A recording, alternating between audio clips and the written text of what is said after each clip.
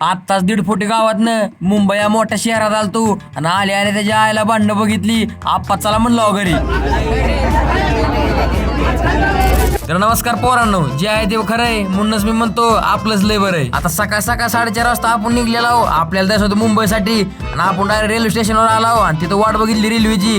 Railway बी जाणार लगेच आली आणि मागच्या वेळेस आपल्या सोबत काका होतं. आता आपल्याला एकट्या प्रवास करायचा होता, त्यामुळे म्हणलं जरा आप्पा जपून. आता आप्पा म्हणलं आपण कॉलेजला शिकायला चाललोय 4 वर्ष, आता हे तुम पुढचं डाव सगळं आपल्यालाच खेळावं लागणार आहे. त्याच्या आईला ही मुंबई शेवटी जपूनच राहावं लागेल, लय अवघड आहे. मग काय CST ला उतरून ह्या तिकीट घरापाशी जाऊन दादरचं तिकीट काढलं आणि डायरेक्ट दादर ट्रेन मध्ये जाऊन बसलो. आता तुम्ही माणसा तू तर नवीन आहे आणि तुला कसं काय माहिती, तुम्हाला काय सांगू मी काय परिश्रम घेतले ट्रेन हुडकायसाठी. त्या CST वर 2.5-3 तास हिंडलो, तेव्हा कुठेतरी मेळ लागला त्या दादरच्या रेल्वेचा. मुंबईमध्ये आलो की त्याच्या आयला गरमाई सुरुवात झाली. आता CST वरून दादरहून सांताक्रूजला आलो. मग तिथं साईडला लाईन मध्ये उभं राहिलो. आता म्हणलं तिकीट काढून जाऊ आणि निवांत रूमवर जाऊन झोपू. कुठली त्याच्या आयला झोप येते, इष्टीत मरणाची भांडणं लागली.